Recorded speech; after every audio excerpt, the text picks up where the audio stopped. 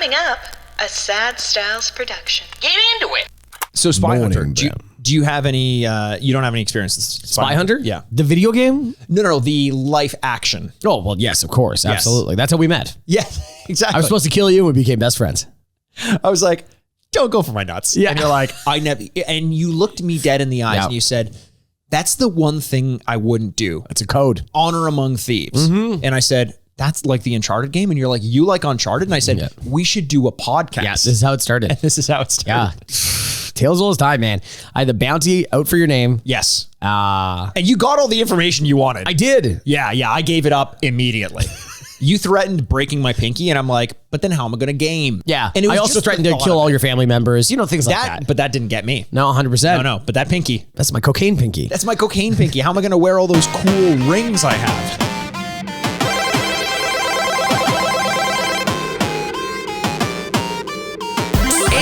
Welcome to the Retrograde podcast where we remind you what you used to love and whether or not you still should. I'm Andrew Bascom, and with me as always is the bad boy of podcasting, Mr. Bebop himself. The Mikey who shagged me.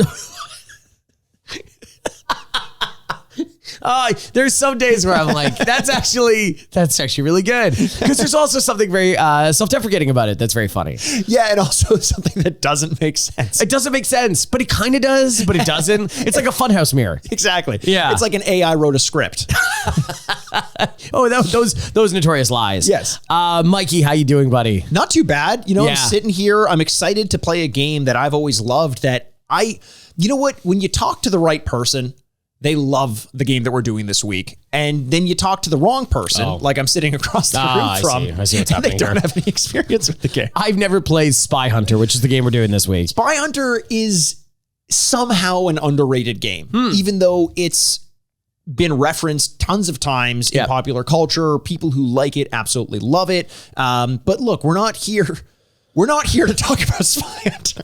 In spite of the title of this podcast. Look, if you're new to this podcast, first of all, thanks for listening. Secondly, typically what we do on this podcast is take a look back at the games that we used to play when we were kids. Usually it's something that we've had an affinity towards one way or another. We rate and review the game as we remember it back when we played it. Then we take a little bit of a break, play the game, play some of the audio or the video over on YouTube, and then we come back and rate and review the game as it holds up in the modern day. But before we do that, we like to take a swift, like we're driving the Interceptor itself, left turn, run a couple spies off the road, and talk a little bit of nonsense for a little while. Yes. We talk a little nonsense. We will get to Spyhunter. Don't worry. We will get to it. Yeah. It's going to take a while.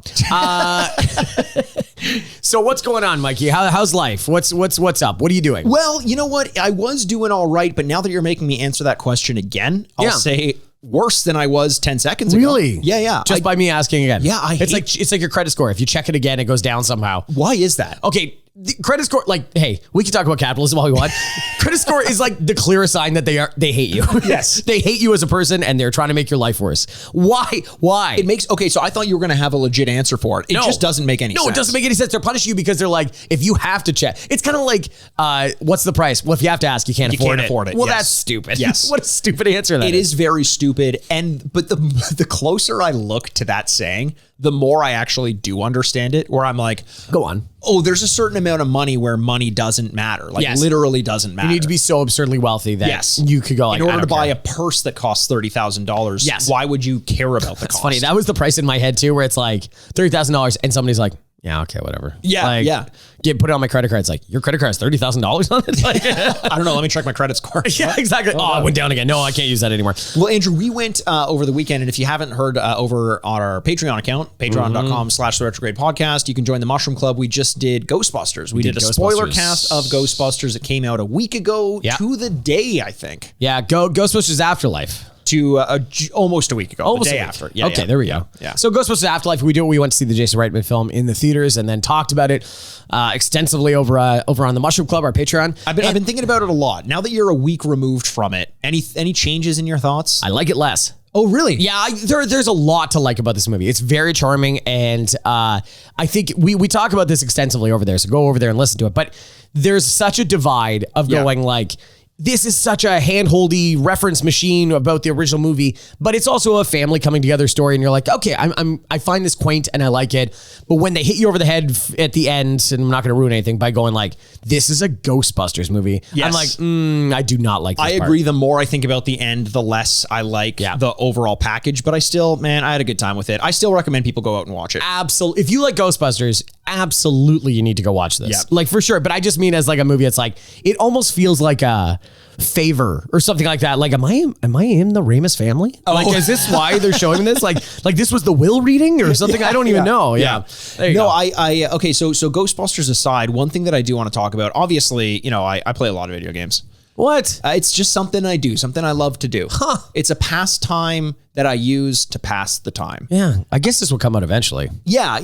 Someone would find out. So I just started a new game. Any other skeletons in those closets? Oh, some of them aren't even fully decomposed. Oh, so God. What would I call it? Just a body in the closet? Yeah. Bodies on the floor or bodies in the closet. Yeah. No, I don't let them hit the floor. I hang them. They're on hangers? They're on hangers. Do you put that around the ribcage or something like that? Yes, on hangers? Exactly. Oh, so nice. You've seen it. Yes, I have. You've seen it. Yeah. You know, my mom bought me when I was a kid a book, a picture book, a pop-up book called There's a Body in the Closet or a Body Under the Stairs. Like these two horror books. I think that's called The Telltale Heart. Yeah. Could you imagine? Yeah. That's what she got me. No, they were terrifying books. And I don't know why she always bought me things that were scary, but I think that's one of the reasons why I'm such a little scaredy cat when it comes to horror movies and books and stuff like that. Oh, that's funny. Do you think that you getting exposed to that at a young age made you more scared? Sometimes would you think that would desensitize you to it? No, because I think when you're so young and impressionable as I was, when you see a pop-out book where like you turn the page and a ghost face comes at you from Wu-Tang Clan. Yeah, he's like, protect your neck. And you're like, It's like, I didn't and they hung me. And like, oh, okay, mixed signals. I'm so confused. So when you do that, your child brain, and I know you can relate to this, cannot differentiate between real and fake. Yeah. So the stakes were so high when I read something scary because I was like, this book is physically going to kill me. Yeah. And I think, and then the door shut on that part of my brain because I avoided horror. And in my mind, when I try to open it up again, it's like, but that's probably going to kill you. Yeah. So it's driving you mad behind a closed door. Much like a the Telltale Heart. Thank you. Yeah, there you go. I do get that, but like, and there's certain things, I think we talked about it even last week, but it's like how you still are afraid of like sharks. I'm saying like we are afraid of sharks, like even in a pool. Yes. Like your brain logically knows. It's so mean, your brain. There's no sharks in this pool. Yeah. In this motherfucking pool. So, but it doesn't stop it from going like, oh man, I don't know. Because the unknown is always very scary. That's why we're scared of dark. So, like things without light or something like that, or deep waters. But yeah, it's amazing. I think we even referenced that last week. So it's like, it's amazing that your brain can just turn off and go like, no, you should be scared of this right now. It is. And, can I bring up something that's been haunting me for a while? Don't. No, like not like an actual ghost. Oh, okay. You just like reach into your pocket. You're like, this is a ghost, Larry. He's right behind you. You don't see him. You know the thing of Uncanny Valley. We talk about it all the time on the podcast. Yeah. So there was this really good article about the idea that we have built fears into ourselves as a predatory instinct of self-survival. Yeah. Right. Of going like, we're afraid of, it's like when spiders because they could be poisonous. Exactly. Yeah. Even though they're little, there's no rational reason to fear something like Why that. are you afraid as a very young kid, even before you know that? It's just an instinct you have. Why do we have the ability to detect Uncanny Valley? And why does it make us so unsettled? It's not something that we were ever taught. It's just something like, whoa, I don't like that. And it was this whole idea, like this like theory, but it's like fictional theory, but it scared the hell out of me, of going like, why have we been taught to do this? Has this ever happened in human history that we've been taught like AI pretending like a Blade Runner situation? Exactly. Like, what if it's, look, I think, not to get too scientific on the Retrograde podcast, but mimicry in nature is common. Either to get close or to pretend like this animal is something other than what it is. The monarch butterfly has like eyes on its wings and things like that. Chameleons. So maybe we should be able to see when something is close but not quite right, and we fear it because something pretending to be something else is worth fearing. That's what I think. I think that's pretty good. I like that explanation a lot more. More than an AI uprising, like better than in 700 we saw aliens that tried to imitate us and we're like, I don't like this.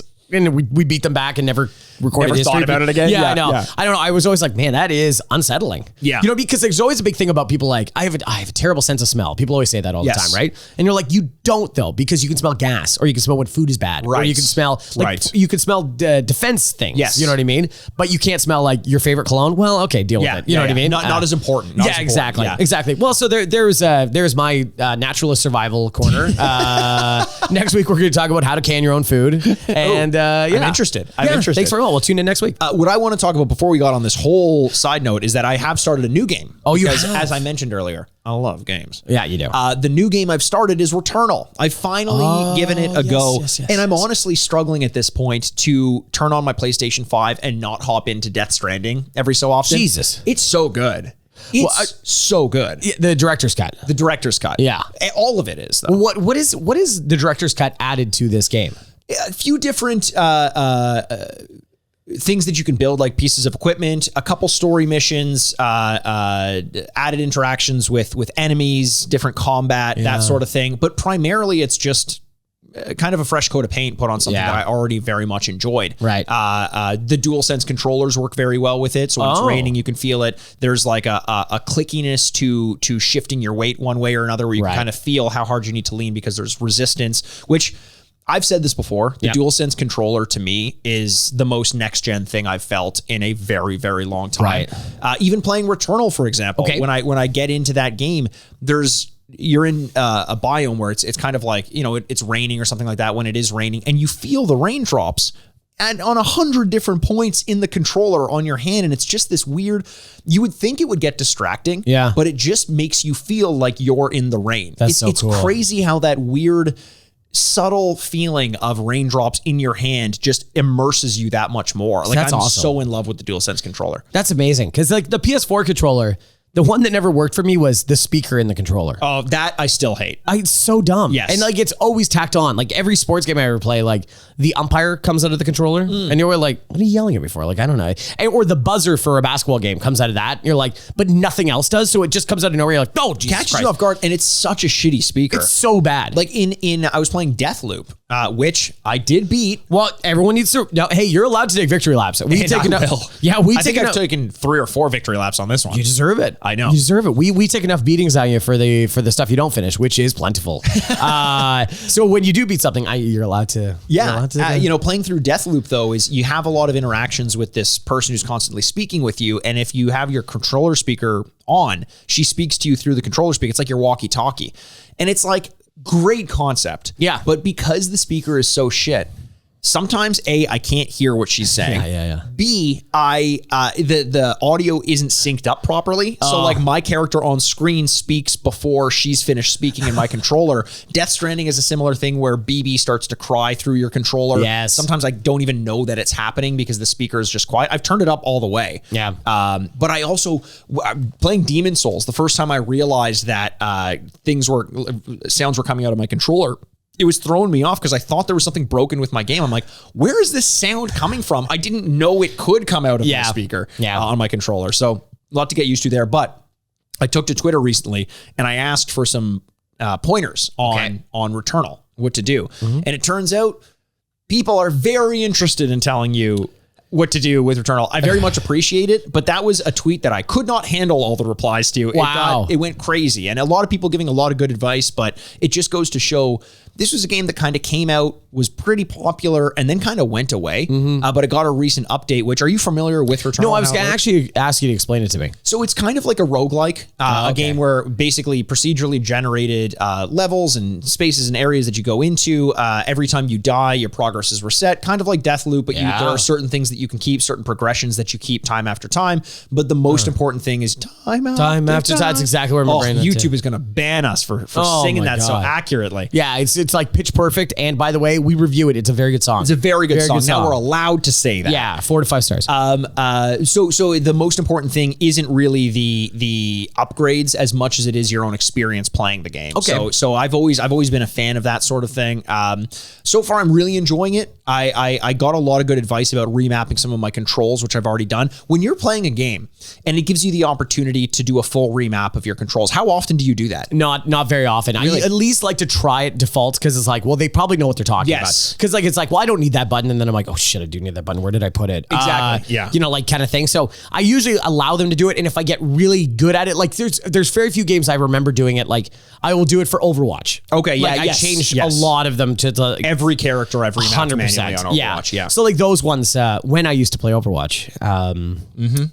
How's that going for you? Oh, I've never thought about it twice. What? How about you? Remember a couple weeks ago we said we would stop playing Overwatch? Oh, Andrew, I don't know if you can put words in my mouth like that. Is that not what you said? I don't recall even talking to you about Overwatch. Really? If I'm being honest, I think, frankly, I find it a little bit insulting that you would assume that I engage in a conversation about Overwatch with you. Yeah. A game I will never stop playing. Oh. So we sat here and said, you know, it's probably for the best that game that makes us upset. Yeah, I'm not going to play it. And you're like, yeah, that sounds good. And then you just kept on playing it. Yep. Day after day. How's that going? I hate it. Yep. I should stop playing it. Yeah. Not gonna. Nope. I appreciate your honesty where you're like, I know what is good for me. Yeah. We're going to have an intervention with your like family, your dog. Like everybody's leave my dog out of it. No, Frankie more than any other person in your life She gets anxious when I'm playing and she hears me. She's like, who the fuck is this guy talking to? Well, every time he gets on that computer and then he gets off, he yells at me and I don't know what I did. Makes me realize maybe I shouldn't have kids. It's one thing to take it out on a dog. It's you have two choices. You can have kids and a life of fulfillment or Overwatch. Like, well, oh God, it's Overwatch and a life of being unfulfilled because I'm playing with kids. Yes, exactly. And they all insult me in ways that really hurt to my core.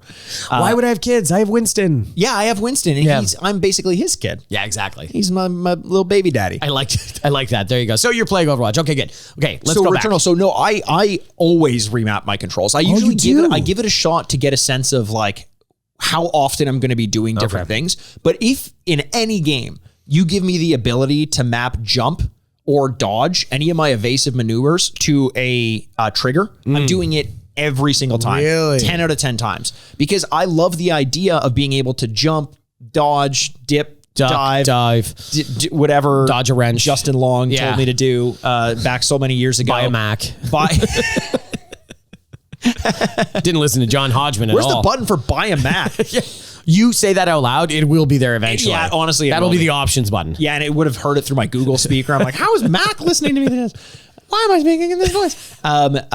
So I love because it frees up my right thumb. I think it's a very tactical choice. You can aim, dodge.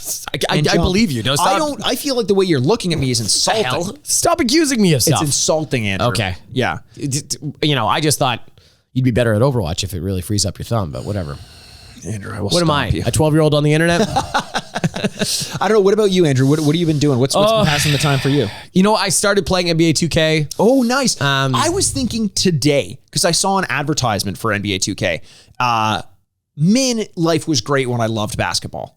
I used to love basketball. What stopped you? It just doesn't do it for me anymore. But I saw like the gameplay. You've said before that you think basketball is one of the best video game interpretations of a sport that you can play. I really do. Especially since the control changes about 5 years ago really have changed the game. You know what I mean? It makes it so much fun to play independent basketball on top of a little bit of what would for the layman, not me, but for the layman. What those control changes have been. So they moved everything to kind of a freestyle stick. That what the fuck is he talking? Okay, so. When you play video game basketball, that's good so far, right? Yeah. So you play basketball on video games.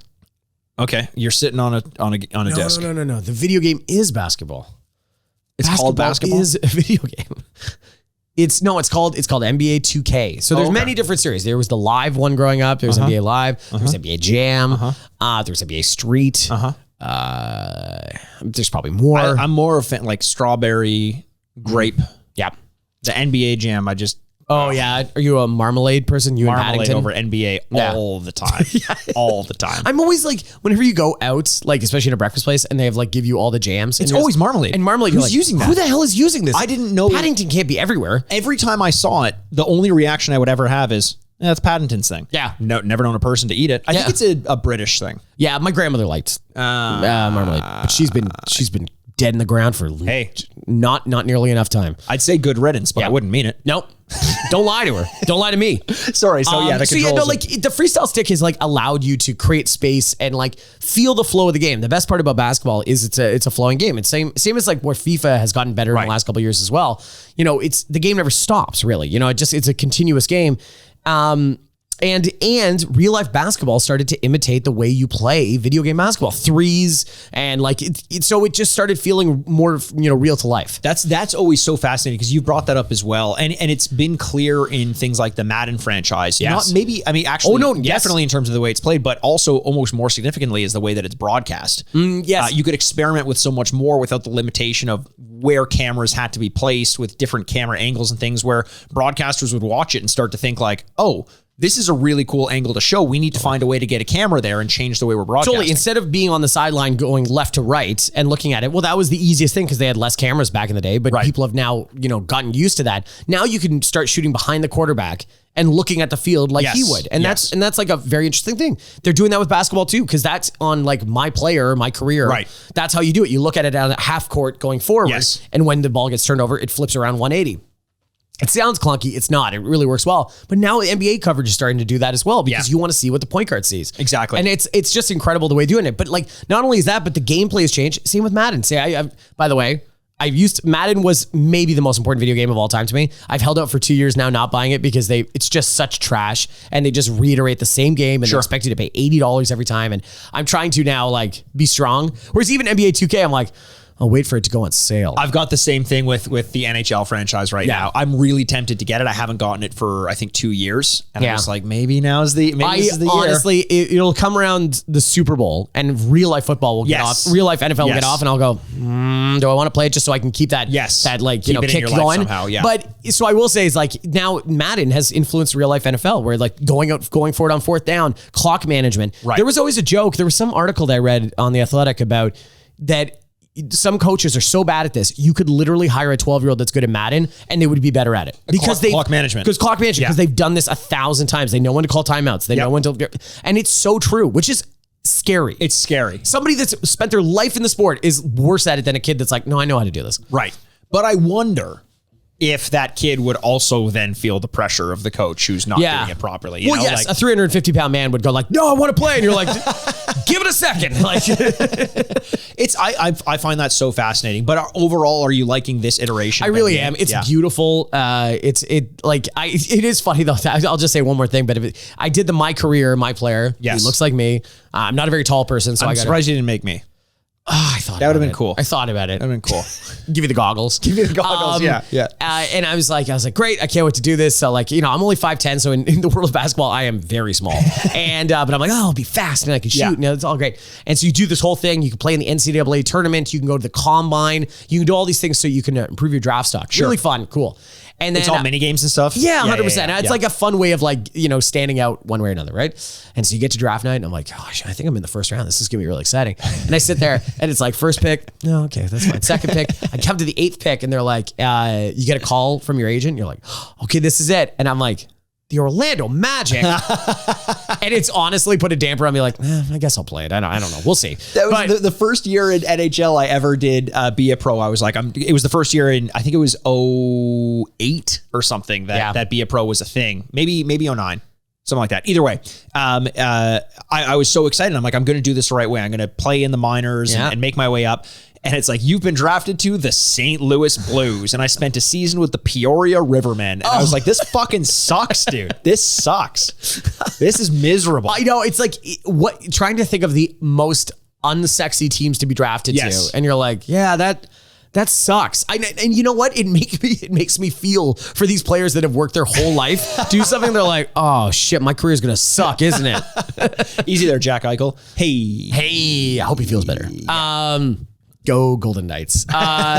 Whatever. Yeah. So like between that, there's just so much good on television too. Like there's so many, we've been consuming so many movies and like we're going to continue to do that over on the Mushroom Club, patreon.com. We have some interesting stuff for December that we're really excited about. Unfortunately, we can't talk Hawkeye yet. I know you and I will both be watching Hawkeye at the same time, but we're recording a little bit too far ahead of time. But we'll do some check-ins, I think, as we get going. Once again, episodes come out on Tuesday. That show comes out on Wednesday. Yes. Little tough to do. So we might do, I think, the same thing that we did last time with the shows is that we'll do a huge recap of the season at the end over on the Mushroom Club. But I'm really excited for that. That's awesome. Yeah, lots to watch as well. Just like if you're driving down the freeway, you got a lot to watch out for. Maybe in your rearview mirror. Whoa, what's in my rearview mirror? There's a car coming, and all of a sudden you're like, well, that makes sense. It's a car. I'm on a freeway. Well, yeah, but and that's what it's hoping you think. Oh, because it's getting a little bit close, and all of a sudden you're like, those rims.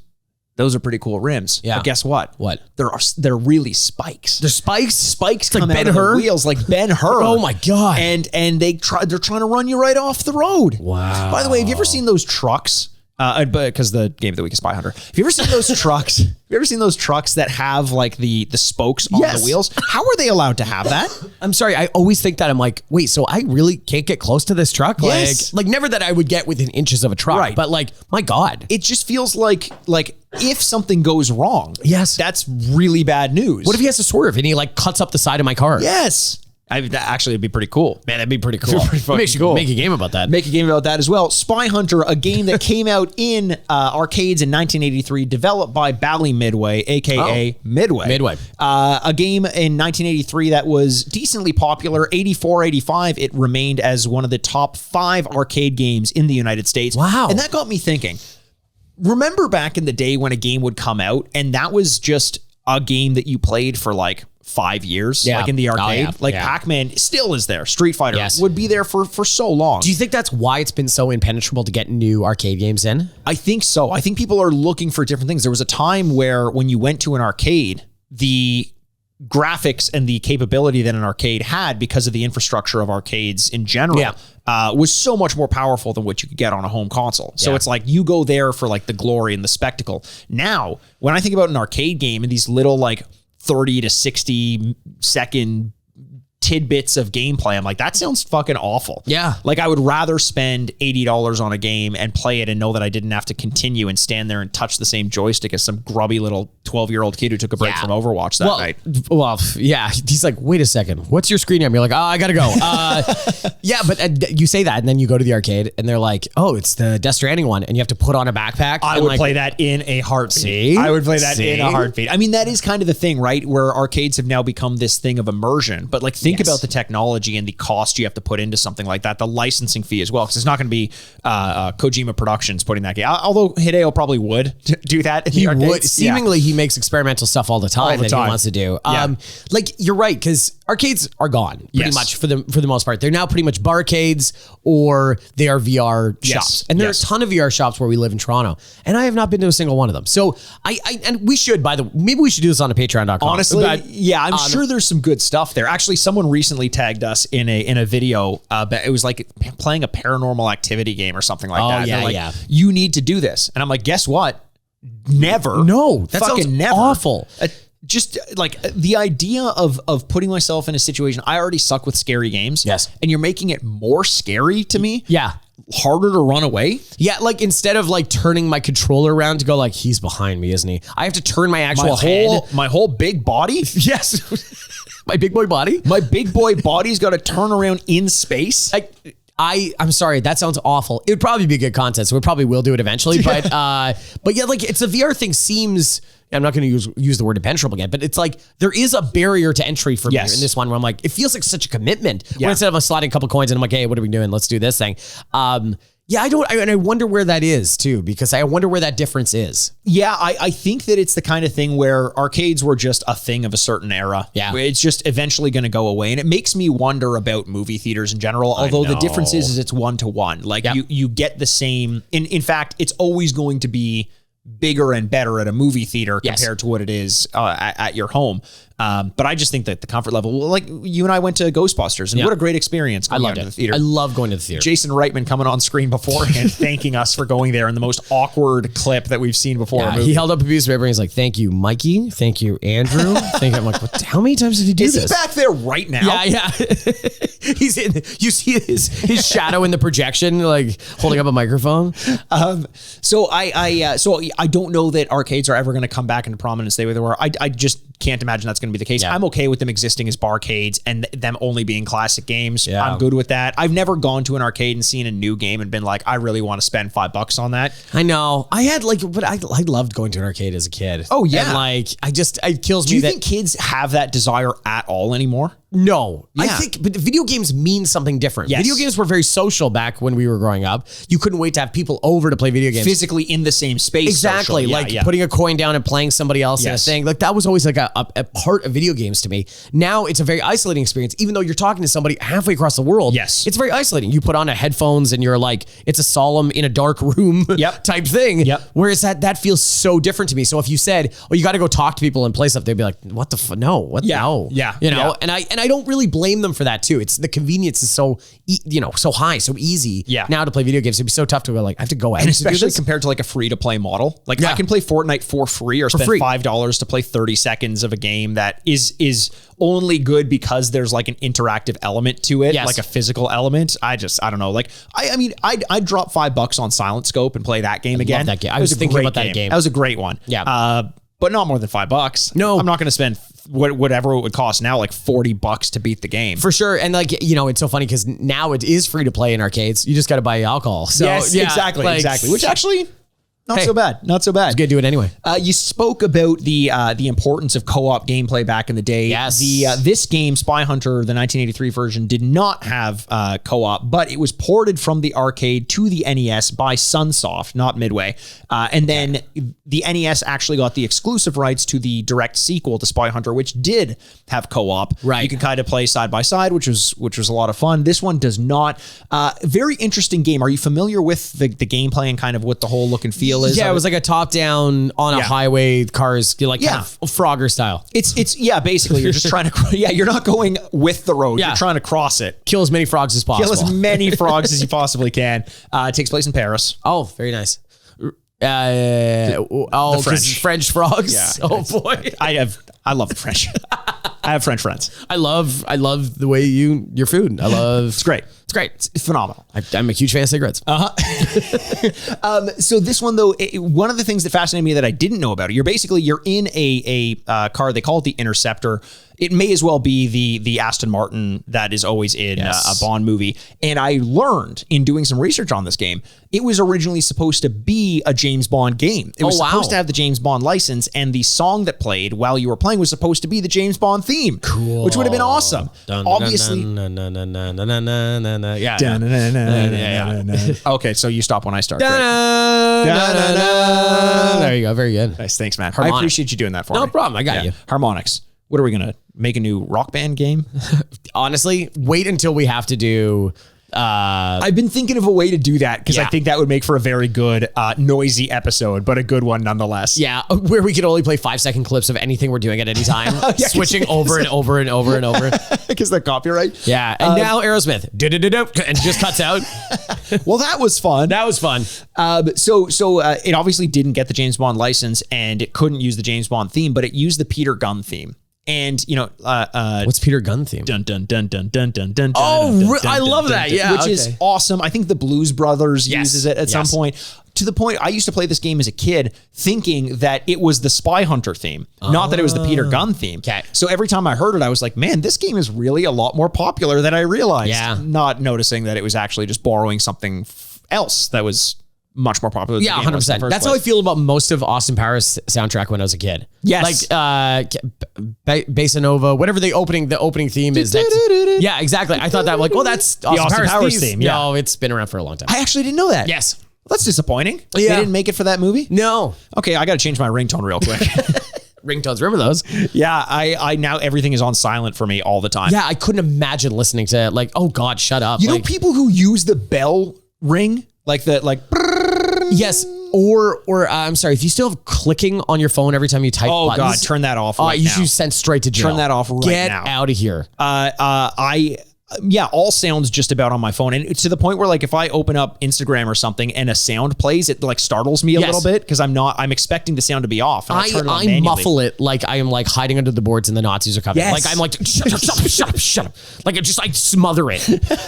Like I've done something horrible to people around me. Like, oh my God, an ad. Like Jesus, and I always feel embarrassed when people around me hear my phone. Yes. But that's because you and I are good people. Mm-hmm. Unlike the people who ride public transit using the speaker on their speakers or everybody on speakerphone. Everybody's on speakerphone. Just holding their phone in front of them.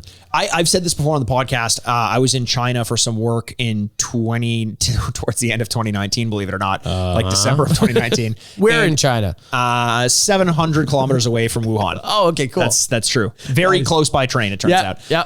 But I was there and I didn't realize everyone uses WeChat. Yeah. And they send voice notes to one another. Right. And they play those voice notes through their phone speaker. Yeah. So instead of when you're in a crowded area or like you're on public transit, instead of hearing people speak to one another, you hear someone speak into their phone and then replay what the other person's saying. So it's like they're having a communication with an AI, and it took me a long time to get used to. I didn't sleep very much on that train. I can imagine. So like, as much as we like make fun of like AirPods for like, everyone's got AirPods. Oh, it's like, thank them. So they're not holding their phone to their like 3 feet away from their face and going like, what do you think? Exactly.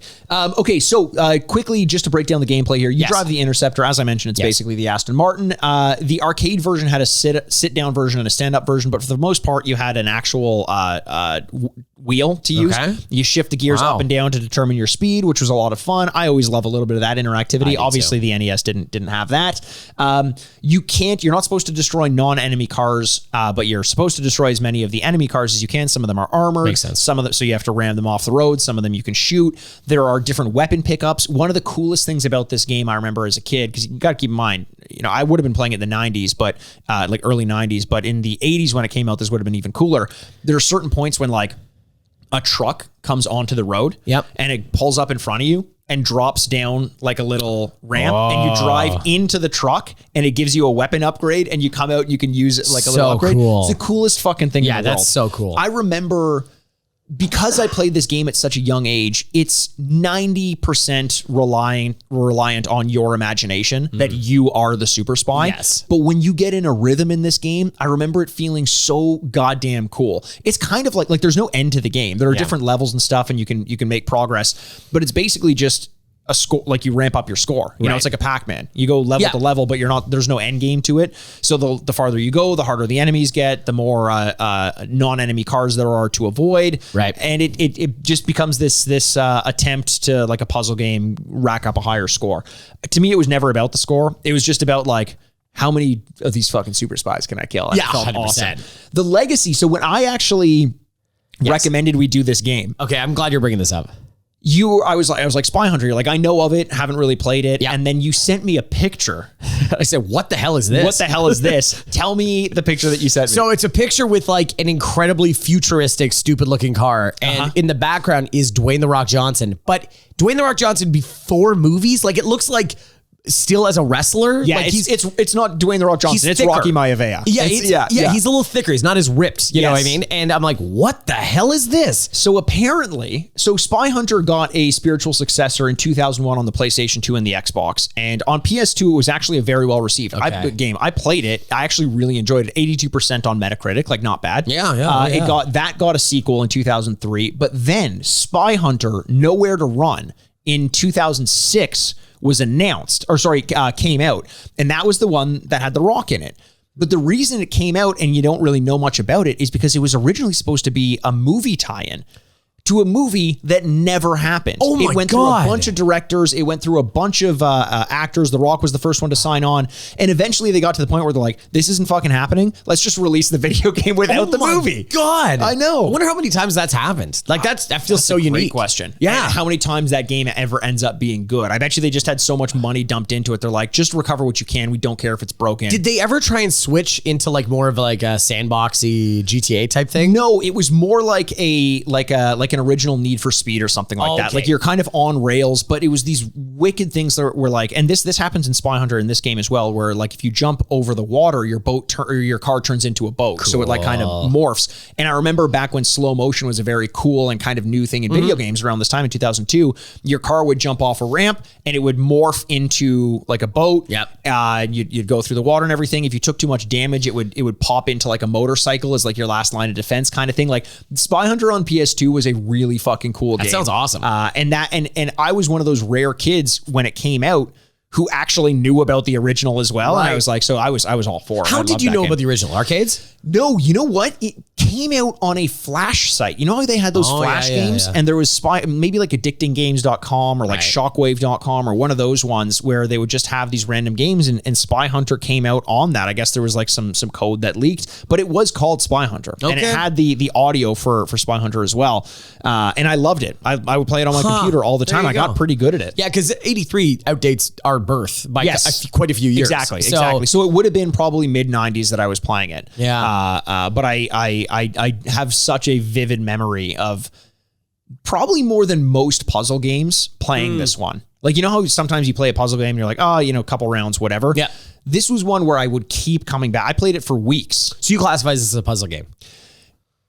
As a score-based game, yeah, puzzle's probably not the word. I would classify it whatever you would call Pac-Man. Like a score-based strategy. What would you fuck? What logic? Would you call? I don't know. No. Okay, not relax. logic. Okay, relax. Wow, Fighting game? Someone is yelling at us because there's what obviously would you call that? Let us know. Yeah, arcade game, like almost just like an arcade game. Like that's like arcade style. Sure. But either way, so the Spyhunter movie was originally supposed to be directed by John Woo as well. Like it was actually going to be something big. And the 2006 version was eventually released by none other than Terminal Reality, the company that made the 2009 Ghostbusters game that we did last week. Oh my God. It all comes full circle. It all comes full circle. Wow, that's incredible. Unlike this game, which is just one long road and does not. I guess Earth is a circle and this road just goes around it flat. Like that's true, depending on who you ask. Oh, we're doing a flat Earth thing here. We're not doing it. The Earth is doing it. And we're commenting on it. Yeah, absolutely. Yeah. So I don't know how much more we want to talk about this game. Thanks. You didn't want me to get into questioning your flat Earth opinions? It's not. Andrew's not an opinion. Where does it end? Where the dragons are, and that's why the water dragons. There be dragons here, or something like that, right? Oh, so you do know about this? I do. I've read some literature. Yeah. Some novellas, some pamphlets. Where does it end? Hey, Andrew, let me ask you this: where does space end? If you're so smart, it's infinite. Mm-hmm. Yeah, so it just never ends. It just never ends, Mikey. That sounds logical. Yeah, well, there's a lot we don't know about space. Yeah, and there's a lot you don't know about this flat Earth that we're on. Well, checkmate, I guess. I don't know what you want me to tell you. Oh, checkmate, the game that takes place on a flat board, huh? You see? Another logic game. You see? Yeah. another arcade-based logic game. Yeah, exactly. I'm excited for you to play this game because I think it's going to be bite-sized. It's probably not going to be a very long gameplay portion because there isn't too much you do. You drive, you shoot, you bang, you bust, you weapon, dip, you spit, duck, dive. Dip, duck, dive, you buy a Mac. And that's about it. But I'm excited for you to play because I want to get your opinions on it. So we're going to go over to the other side. We're going to play the gameplay. Typically what we would do if both you and I had played the game is we would rate and review the game out of 4 bits based on our initial impressions of the game back when we played it when we were kids, then give it another rating afterwards. Because you haven't played it, we're going to wait. We're going to rate based on what I thought of it as a kid, based on what you think you would have thought of it as a kid, and then once again in the modern day, but that's all going to come after the gameplay. There we go. Without further ado. Oh, hey, you love the French. I love the French. Yeah. We're going to go play the game, guys. We will see you on the other side. If you haven't checked us out on YouTube, go check it out, even if it's just for the gameplay portion. Like, subscribe, tell your friends, be our friends, because I need someone other than the 12-year-olds who play Overwatch with me in my life. We will see you guys on the other side. You can attend the intervention. Like it? Yeah, I love it. Okay, so here's the thing. You don't have... So the truck has dropped me off at the side of the road. Yep. I don't have to go anywhere if I don't want to. How do you think we just beat the game like this?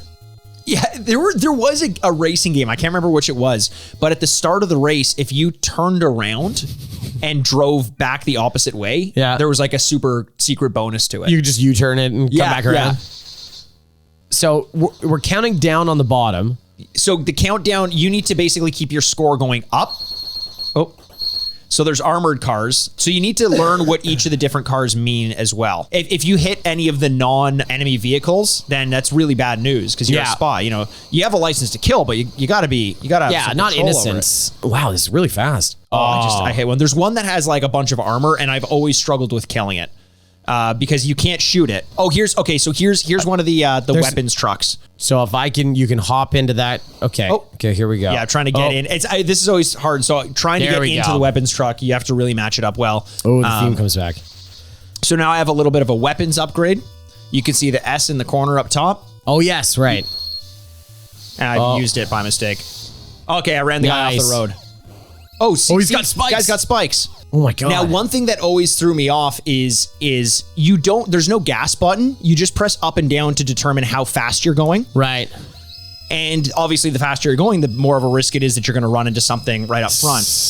This guy so badly wants to get to you. Yeah, so when the road splits and you're on the opposite side of someone, they just really want to hurt you. It's like if you trap a bug in a jar. Yeah. And it's like trying to sting you. Oh, game over. Man, that's tough. It's tough. What is the, oh, man. Andrew rear-ended someone. Killed a family. You killed a family.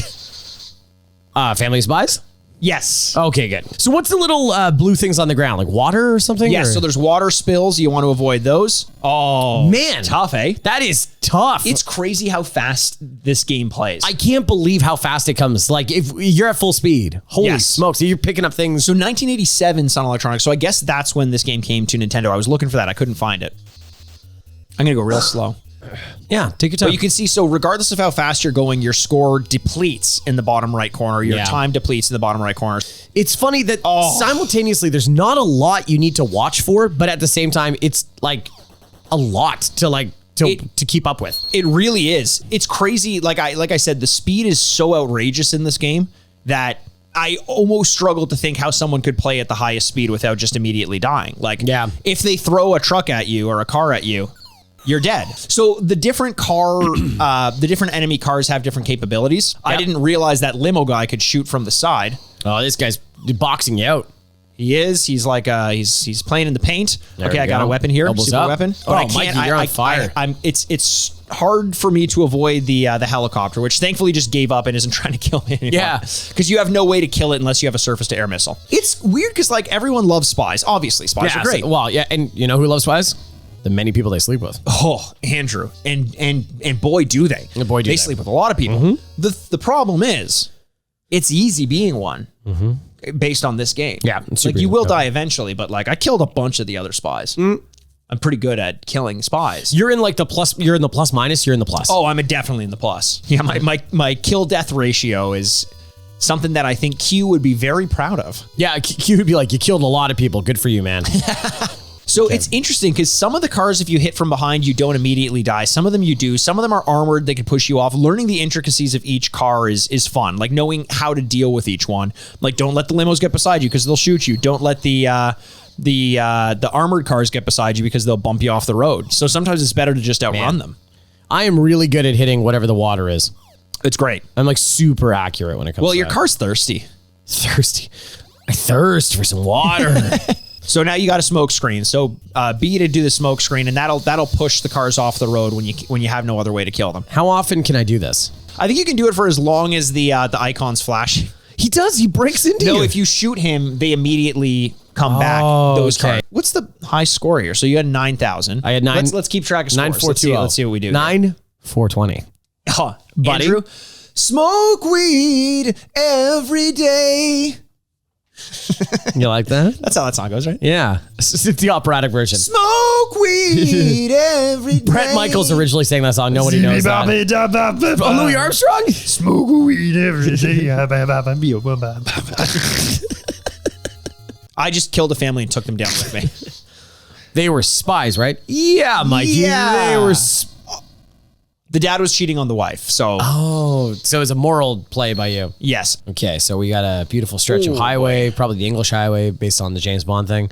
Maybe this is the River Thames. For English James. For English James. For English jolly good fellow. For English James. Is What kind of breakfast would you like, James? Full English. What kind of pool shot would you like to hit, James? Full English. Oh. Nice. You got played, sucker. Oh, this guy's mad now. Oh, he's like a bee.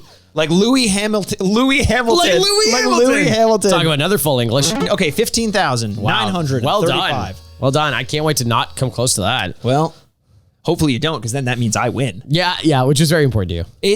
It means a lot. I'll be able to sleep come tonight. back 4-4. So if you shoot a vehicle that isn't a spy, your score stops going up for a little bit. That's the penalty. Makes sense. Which is that's straight from the embassy. Oh, there you go.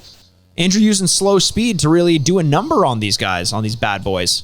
So, Andrew, I don't think you've died yet. No, I haven't died yet, but thanks for putting that in the universe. 4,900, 5,000. Yeah, I did that. And he caught on to me. Andrew hit an innocent person, then got shot by a limo. I've done a really good job of killing a bunch of innocent people so far. Yeah, it's hard. It's hard work. See, this is the kind of thing. I was so much better at this game as a kid where my runs would actually last like a significant amount of time. I can totally imagine why, as a kid, I'd be better at this. I wouldn't have things to think about. Like, I could just do this and turn my brain off. Yes, and exactly. I'd be good at it. Whereas now I'm like, did I pay my hydro bill? See, that strategy of slowing down to get behind the guys is good, because if you speed up to get away from them, you're probably just going to hit a family, like that. I just did, like that one. Yeah, that's it. Back to Winnipeg. Why Winnipeg, Andrew? It's a Simpsons reference. Oh, okay. I don't know that show. Is it good? One of our more successful months we've ever. Yeah, done. for real. But yeah, when you smoke them, it's not really that it kills them, it drives them off the road because they try to avoid it, which is a cool little tactic. You see behind you them just going in Actually, it says something about the AI too, that they're like, like that they're not reactive fully. You know what I mean? Okay. Andrew's using an innocent car in between him and the it's literally like I'm taking an innocent bystander and went like, you better not shoot. Using them as a body shield to the enemy. That's not usually how it works. So you killed some. So Andrew's passing 10. Gearing in, he's passing 10. He's got the armored car in the rearview mirror. That's good if he's not chasing you. When the road splits, if you're on the opposite side, you basically have like a pretty clear route to victory. Yeah. Ooh. Oh, you made it to palm trees. This is new. This looks like a fucking Mario Kart level all of a sudden. Yeah, using the speed aggressively is like the way to go. Like up, down, and then slow down to nothing. Like constantly gear shifting. Yeah, that feels like... like sitting high actually feels like a mistake. Like sitting when you're going like really, really fast. And I think it's like stop, start, like a little bit of chicken. Yeah, I agree. Especially because the faster you go, the more likely they are to throw a vehicle coming in at you, and there's no way to avoid it. But when you have like the armored car chasing you, the only way to get rid of them is to go a little bit faster, but that's risky. Okay, your score's getting up there, Mikey. Looking pretty good. Oh, is it palm tree time? Is it palm tree time? Show me the palm tree. Yeah, palm trees. We're back. What's that famous sports agent? Oh, sports agent? Yeah, show me the palm tree. Oh boy, I'm being chased. This is actually, I knew it. I got cocky there. 6-5, that's the winner. 6-4, 2-5. That's it. Hey, let's listen. A quick one, but that was fun. I enjoyed it. Yeah, that was fun. Let's do it. All right, let's go talk about this on the other side. Okay. You good with that? Yeah. Fine, I'm good with that. Jesus. And welcome back to the Retrograde. Hey, what's up? You didn't see me here. I didn't? Huh? What? You didn't hear me? You can see me? Yeah, I can see you. Oh, I'm so fucking bad at this job. Yeah, you're gonna get hunted so fast. Goddamn, Q's gonna be so mad at me. Yeah. In fairness, yeah. I don't know why I'm telling you this as a non-spy. I was gonna say. Q told me I was in cloaking gear. Right. And then he said, Mikey, your mission, should you choose to accept it? I'm like, different movie. And then Q said, you have to go, you can't wear clothes underneath the cloaking thing. Okay. Because it'll interfere. And I said, okay, with gotcha. Cloaking. I didn't come with clothes. I didn't plan on leaving with them. And then he said, you have to go do this. You have to stand on stage at a lecture in the cloaking garb. But you're naked underneath. Yeah, but no one can see me because I'm in the cloaking garb. Right, that was what I thought. But this just proved to me that they were laughing for a reason. Was this like a hazing situation? I think it was a hazing situation. That's bullying. What is this, the NHL? Yeah, 100%. Also Q, since it's unlicensed, it's P. I had to talk to P the other day. Andrew, what did you think?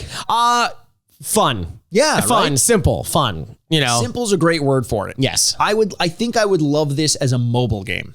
100%. This is like a proof of concept. Yes, where it's like, wouldn't this be fun? You're like, yes, go make a game out of it. It's funny because back in the day, all it needed to be was this. Yes, 100%. And I was happy with it. Oh yeah. Nowadays, I don't know that I could spend a ton of time with it, but just playing it is very addicting. I feel like the one detriment to it though is the only thing wrong with it is that you can't kill innocent people enough. No, it's the fact that... You can't change sides and go, we should kill a bunch of innocent people, right? You start taking out your trucks. Yeah, exactly. No, it's the fact that when you're going past a certain speed, there is no way to to avoid what's coming. And I get that's a way of saying like, don't always be at super speed. Yep. But it felt like sometimes I was in a situation where I had to get ahead of a car. And in order to do so, I had to speed up. And as soon as I sped up, it threw a car at me and there was no way to avoid it. Like I felt like a lot of my deaths were unavoidable, which in a game like this is not fun. Like when I'm playing Pac-Man, every single time I die, Pac-Man is the Dark Souls of arcade games. Yeah. Oh, there's some hot. That's good. I like that. Every time you die, it's your fault. Yeah, always your fault. Well, with Pac-Man, it's all on the screen. Yes. How in the world can you get mad at it? Exactly. Like it's there in front of you. Like this one, I get where it's like, of course, it dropped right in front of me. Yes, that sucks. But like, yeah, and also back in the day, the draw distance is very short, so you kind of whatever. I get that, but I can't believe I'm going to defend this game. But I think that's just part of the strategy. Like you got to speed up to get past the armored trucks. Right. Okay, totally understand that, but then you need to slow back down once you're doing it. Yes. It's working in a third dimension, which for a flat 2D game, it's kind of cool. Well, isn't it kind of weird that I wouldn't have expected this, but a lot of the strategy has to do with not using speed, but using a lack of speed as a strategy. Like really slowing things down. Yes. Was really cool. It was like, that was like finding a new muscle in your body that you didn't know you could use. No, you know what I find? And you know what that is? Your brain. Oh, that's an organ, Andrew. Oh, it's the most powerful muscle of all. That's your skin. This is your biggest. Not my biggest. Do you know what your spleen does? Gets removed after it bursts. That's my appendix. That's your appendix. Or your gallbladder too. What does my spleen do? I don't know. So, you actually don't? No, I think it just filters things. I think it's like a kidney. So it's like a budget liver. All I know is that it also inflates a lot when you have like mono because it's working so hard to like help process things through your body. And so people that like have mono, that's why you can't do physical activity. Not on top of like you feel like you're deaf, but it's because it's so inflated you can explode. Like you could get hit hard and like it explode. Like your spleen bursts. Yes. Because I've heard of that happening. I've also heard appendix bursting. Well, appendix bursts all the time. Why do organs burst? Don't do that. Haven't we evolved past this? Like, can't we just start being born without pinky toes and no appendixes? Listen, I feel like this is a TED Talk. I'll stand on stage in my cloaking gear. Okay, sorry. Not nude, in the cloaking gear. I'm sorry. You give the speech. And if people start laughing, well, no, it's because you're a real funny person. If you think about it, we're all nude under our cloaking gear all the time. Makes you think. By the way, too, I always thought as a kid, your appendix exploding was like a bomb. Like a grenade going off in your body. Like, oh my God, that guy's appendix exploded. Bursting and exploding were two different things, but names that were used interchangeably a lot I love of the doctor would be like, it's imploding. I'm like, shut up, doctor. Because my dad's appendix had to be taken out because it was going to explode. Oh. And I think his brother's actually exploded inside of him. That's got to be messy. It's... Mikey? Yeah. No walk in the park. And I've always like, as a kid, you're like, oh my God, it went off inside of him. But it's like, no, it's actually much more boring and much more dangerous. Did you picture it would be like there'd be a bump in his stomach where it's like expanded. And H.R. Geiger. Yes. Yeah. Or like the paramedics would have to run away and turn over a gurney and hide behind it. He's going to blow. Man, H.R. Geiger. Was it Geiger? Sorry. I think so. I think it's Geiger counter as the thing. That's what it is. Him. But I recently saw a picture like a couple days ago of his gravesite. Oh. And it looks so fucking cool. As you would expect it to. Oh, I'm so glad to hear it's not boring. No, for such an interesting person. Yes, exactly. By the way, if you don't know who we're talking about, he designed like the xenomorphs and aliens and like he's just a big prop master and He's the I was hoping his name would come to me, but it didn't. Muppet Man. Jim for Henson. Adults. Jim Henson. Yep. For adults. Jim Henson for adults. Well, it depends on how you feel about the Muppets, but I guess I'll for children mainly. Okay, you have said so few things that are more insulting than that to me in my life. I did. How dare you? The Muppets for everybody. You love the Muppets. I love the Muppets, and they'll teach you lessons about life. I know you do. I think this game can be for everybody as well. Because I played it as a little kid. Okay. Now I'm playing it as an adult. Yeah. I enjoyed it. Yeah. That may have been one of the quickest gameplay portions that we've done. Yeah, it's probably out there. Not a ton to really explore in this game. The one thing I do think that this is missing, I've talked about some of the faults of this game, but one thing I think it's missing is a desire to try again. A lot of the things felt very predictable in the beginning. Like the power-ups are always going to be the same. The first one you get is going to be the smoke screen, unless randomly it changes, but every single time we got it was the smoke screen. the levels shift as they're going to shift, but it just felt like the best way to play it was the most boring way to play it. Right. So I never felt like, oh, I'm going to go harder, I'm going to go faster, I'm going to go stronger, and I'm going to do better this time. It felt like I'm going to dial it back. Yeah. I'm really going to take my time. Patience. Yes. Which is not the way of the Spy. No. Well, is it? I don't know. I don't want to reveal all my cards, but like I do appreciate when games go like this, where it's like you go really fast and they go, but Yeah. you only use that power. Like when great power comes great responsibility. Of course, Uncle Ben. Uncle Ben. And so it's teaching you that a little bit because of that draw distance, because of these things, slowing down and going around them. Right. It's really, when you pulled that off, it felt really cool. Yes. It felt like you were outsmarting them. Totally. I just feel like if the draw distance were a little bit more to make it so that you could very quickly shift into a higher gear without worrying that, of course, something's going to come off screen at you. When it works, it was great. When it didn't, it felt like it was just a luck of the draw thing. Yeah. And that's something that makes me think luck of the draw distance. Luck of the draw distance. Gotcha. Very well done, Andrew. Thank you very much. I'll be thinking about that forever. Thank you, Mikey. I appreciate it. But it made me feel like I didn't want to try it again because it's like, I could be having a very good run and die 3 times in a row. Like you spawned on the wrong side of a fork once. Twice. And in one run. Yeah. And it happened to you twice during that run and it killed you and you were having an otherwise very good run. Yeah. And it's not like again, with Pac-Man, you die, everything gets reset. 100%. Everything gets reset and it's like, here you go. That's why it's a perfect game. Spawn camped. Yep. No, 100%. That's why it's a perfect game. Because it's like, it is completely in your hands, whether you do it or not. This one, you are relying on there is a little bit of luck involved. Right. Like there's just no way around it. Yes. Like any kind of like bullet hell game kind of thing, which is kind of, there is a version of that makes sense like this. Yeah. There is a little bit of luck involved, you know what I mean? And then skill can overcome luck a little bit. I think people who love bullet hell games and probably people who love this game would hate what we're talking about right now. Cause I know in bullet hell, it is super pattern based. So it's like knowing exactly like they do this attack and you know exactly the path to get through things. Oh, so maybe my comparison doesn't make sense. Cause do you think there's a pattern to this game? No, I don't. No, I don't. Yeah. But I bet you there are people who are phenomenal at this game who, when I talk about draw distance and all that, are probably like, you're just not understanding that when you shift up in gear, you have to do X, Y, and Z and this and that. We bring this up from time to time. There is always going to be a person at every game that we play that is the best at it, right? In the world. And they're like, you guys are idiots. Like, do you remember when we did Tecmo Bowl? Yes. And the world of Tecmo Bowl, competitive world that still exists, came out of the woodwork to put us to school. Yes. And kind of happy it did because I didn't realize how in-depth that game was and how it's still very competitive. Like across the country, there are tournaments that happen all the time,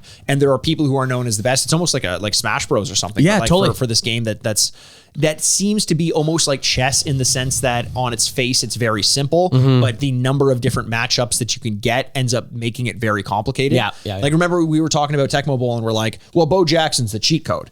And he's like, actually, he's not as good as everyone thinks he is. He's good, but there's other players who are equally as good, and it's very easy to shut him down if you know what you're looking for. I was like, wow, okay. Yeah. Look at us. Yeah, I know. I was like, well, we just picked up the game. So, but like, it's so true. So like, it's hard to always cater to the best at everything because you're like, well, you put a lot of time into this. More casual people like us will be playing this game than the best in the world, right? Yes. So that's just our opinion with that, because I think there is still a little bit of that draw distance luck that involved in this game. And you know how I know that is because casually I've played games like this and done a lot better and felt that it was a lot more fair. So if the only way to enjoy this game is to get so good at it that you memorize patterns, then that kind of gets rid of there are a lot of trade-offs. Pac-Man is a great game, very well made. It's so tight and self-contained that it is as close to perfect as you can get as a video game. The trade away when you go to something like Spyhunter is that Pac-Man, being what it is somewhat boring. It's somewhat monotonous. Spyhunter, now you have a skin of being a spy and going faster, new guns, and doing this, new guns and unpredictable enemies and procedurally generated, I'm assuming, cars that are coming at you, which makes it more exciting. Yeah. But then there's the other side of that, which is it makes it less predictable, which then makes it less of a perfect game. So you want something more exciting, you get it, but it always takes something away from what you had in something like Pac-Man. And, if you gave Pac-Man a gun, Right? Like, just makes you got think. a gun. Yeah, exactly. And in Spyhunter, no Pac-Man. So like plus and minuses, true. right? That's Plus and minuses. true. Pros and cons. There are a lot of pros and cons to this game, and maybe we get into it. Let's just do it. Now, as we mentioned, typically what we would like to do on this game is rate and review the game based on what we thought a bit about it back when we played it as kids. Thought a bit about it. When we thought a bit about it back when we were just kids. The only problem is I played the game, you haven't as kids. So Andrew, why don't you start us off by giving it your rating out of 4 bits based on what you think you would have thought about it had you played it, thought a bit about it, had you played it back in the day. So back in the day, I would have been -3 when this game came out. And Let's assume mid-90s. Mid-90s, great movie. Okay, in the mid-90s, if I went to an arcade and played this game, I think I would have found this intoxicating because it is spies and the music and the guns and especially if you had that the wheel and the shifting up and down. That would make it so much more exciting. I would be all for this thing, but I will say these style of games, and I brought up Bullet Hell, and maybe that's a bad comparison, but like in my mind. These style games were never super attractive to me because it requires a little bit of an investment to learn the code and learn the patterns and stuff like that. And I would have enjoyed the time that I put into it, but I wouldn't have put in the time that I would have to the Teenage Mutant Ninja Turtles or Simpsons games that were sitting next to it. So I would have enjoyed it, but it would have been a shorter time. So I'm going to give this a 3 out of 4. Nice. Yeah, I agree with you on that. I never liked the games that you had to play and then replay and then replay and replay. What I hated about them is, I'm thinking something like Pac-Man, even something like Tetris. Not that I hated them, but the thing that I always that weighed on me was that once you get so good at it, the only time you're experiencing like joy is once you're past the point that you got the previous time. Mm-hmm. So if a run takes 10 minutes, I always find the first 8 minutes, I'm like, get me till the point where this starts to get exciting, when I start to get close to breaking my record again. So 8 out of every 10 minutes that I play. Okay, bragging. All right. I'm real good at this game. I killed a lot of families. Constantly breaking my own records. Constantly breaking my records, families' hearts, families' bumpers. Every so often, the odd super spy. Yeah. Whatever. Twist my arm. But I always kind of avoided games like this because I didn't want to have to go and replay them. I think, though, that this kind of benefited from the fact that the runs were never really that long. Yeah.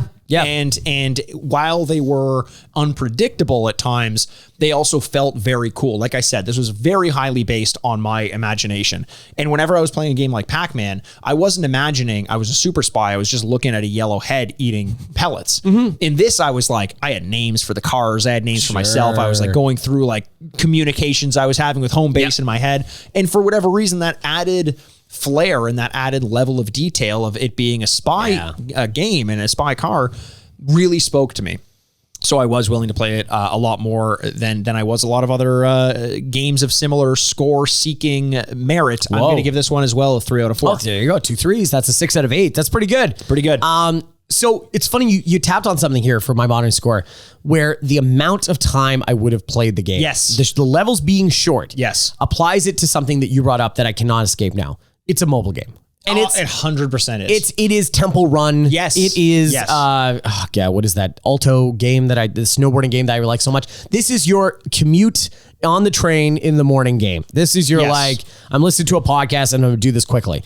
You just can't imagine this being a game in which you would spend any length of time. Honest to God, 20 minutes feels like a long time with this game. I mean, we spent, like an hour or so? Yep. And even then it felt like, wow, that was a lot. Like, I was like, what more can we do? Yeah, let's try it again, I guess. You know what I mean? Because you're starting from the same place. There's no save points. There's no like real big upgrades or anything like that. So you just gotta imagine to be being realistic. And while the game is fun and the hook is fun and all that kind of stuff, it is limited in how much you could actually play this game these days. So by no fault of its own, by no fault of the fact that it is addictive and fun, I have to give it a 2 out of 4 because what am I doing with this game other than using it on commutes? Yeah, it's funny. I'm literally in the exact same boat where I often, you have to consider what is this game trying to be when you're rating something. And it's not trying to be something incredibly elaborate, but it is so similar to the Temple Runs, to any of those like Flappy Bird or something like that. It's like the point is for you to drive up the score. By the way, as you were talking, I was looking up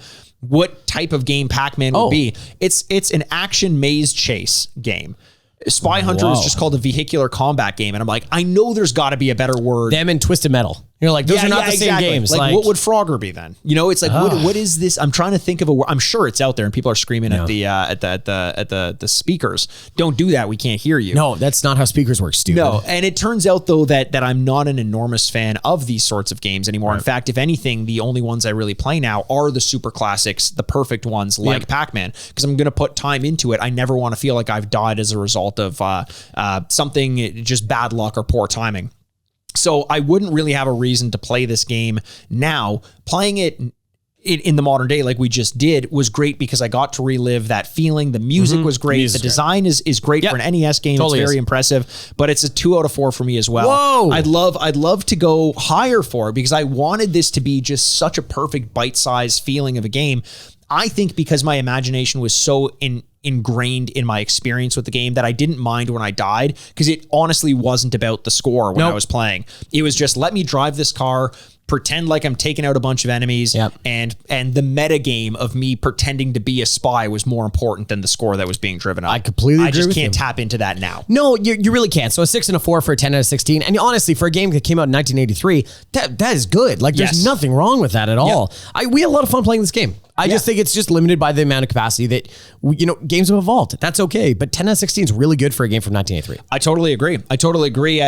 Obviously, that means we have to get to our reviews of this game, obviously. Or not our reviews. But we just did a review. The awards. Are you okay? Huh? Nothing. Sorry, but I just... water, by the way? I do. Please tell me you also hear music. Oh, I do. Oh, thank God. Okay, I thought I was actually losing my mind. Okay, let's let the band play us in here. Okay. You've been waiting for it all year. The most glamorous award ceremony of the week. Ladies and gentlemen, the Grady's. I was hoping it was going to be the Peter Gunn theme, to be honest. Yeah, I did too. Yeah. Just a guy with a bass guitar. You know what I want to do? What's that? I want to learn the bass so I can say I'm going to take it for a walk. Mm-hmm. I mean, I love that. That's so cool. I love when musicians are so talented at what they do that some guy can come up like Marty McFly in Back to the Future and go like, I just need a C sharp, keep it snappy, and then just watch me for the changes. And some guy behind you is like, absolutely. And you're like, really? It's like they speak a language that I'll never understand. Like I saw a video recently of a guy who, it was actually a really funny concept. There was a concert going on and he snuck on stage with his own guitar and just started playing. And eventually they were like, the band is like, who is this guy? But then they played along with it and they look and there's a solo coming up and he starts to play the solo and then the rhythm, the other guitar player on stage goes rhythm and like plays along with him and they're like looking at each other and vibing out in the same key. And I'm like, that's something I just would never know how to do. I don't understand how music just comes to you. No, it's like somebody came up and started speaking Cantonese to me and I'd be like, yeah, let's do it together. Like, and it's like, you don't know how to do that. I'm like, no, I don't. Not at all. I might get one right and then I'm like, I'm out of luck. It's a different language. It really is. I'm just always so amazed by people that can do that. I know. Well, let's let Elliot drove up in his nice Interceptor car. That's pretty sweet. Little tux, little tux, like a suit. He's got a martini in there. That's dangerous. You shouldn't show the cops. Don't drink and drive. But I see in his glove compartment he's got the envelope, and he's going to let us know what awards this game won. Elliot, why don't you reach into there and let us know? Oh, Jesus. Okay, well. Okay. What are we on, a fucking farm? It's a spy that didn't shag me. Sorry, what's up? I said, what are we on, a fucking farm? No, there's no shagging, so it's not a fucking farm. Oh, it's not a fucking farm. It's an abstinence farm. Oh. That sounds like a miserable farm. Oh, it's an awful farm. What am I going to do with all these animals? You better win some blue prize or blue ribbons, because otherwise, you're no good to me. I'm lactose intolerant too, so yeah. Well, listen, when there are no formal awards to be won, we have to give it its custom awards. Elliot, why don't you throw us over those envelopes? Yeah. Catch. Whoop. Almost got it. How do I know you caught it? I have to say the word catch? You should. Here, I'll toss it back. Okay. Didn't catch shit. Oh. Okay, I got it now. Okay. Let's see what we got here. Okay. Do you want me to start? Yeah, go for it. Okay. Play on words like they always are, right? Doctor, yes, because this game is still fun. Okay.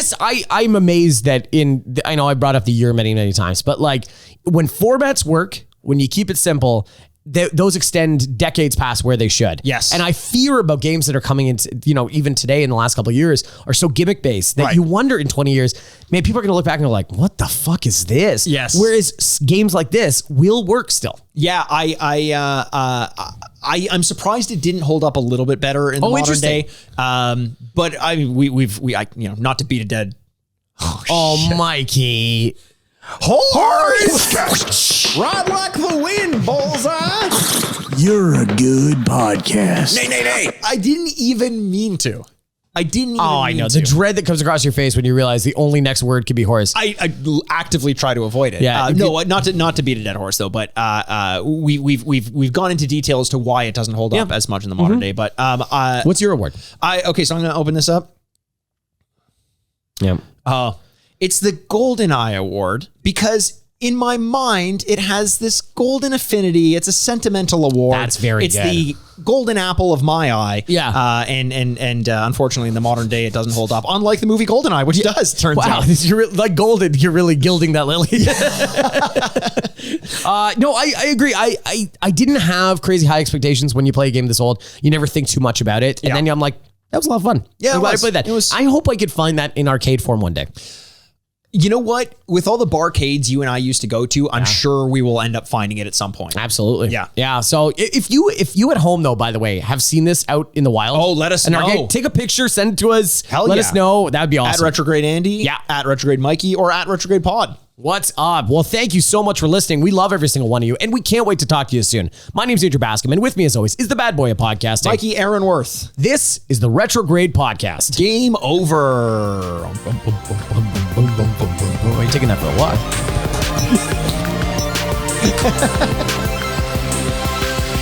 Thank you so much for listening to the Retrograde Podcast. We look forward to recording this podcast all week long, and we hope you guys look forward to listening to it. You know how we got into retro video game podcasting? For the money and the babes? We're really in it for the ratings and reviews. Money is ratings, reviews are babes. Please subscribe, rate, and review wherever you enjoy podcasts. For any business inquiries, you can always email the retrogradepodcast@gmail.com. You can find us on Twitter at retrogradepod. And you can find Andrew on Twitter at retrogradeandy. And then Mikey at retrogrademikey. Instagram at the Retrograde Podcast. And remember, find us on Patreon, patreon.com/the Retrograde Podcast for all of your non-essential but very much enjoyable content. We don't ask that you give us much, apart from joining our Patreon. But what we do ask is that you join this community that we've grown. Also, give us some of your blood.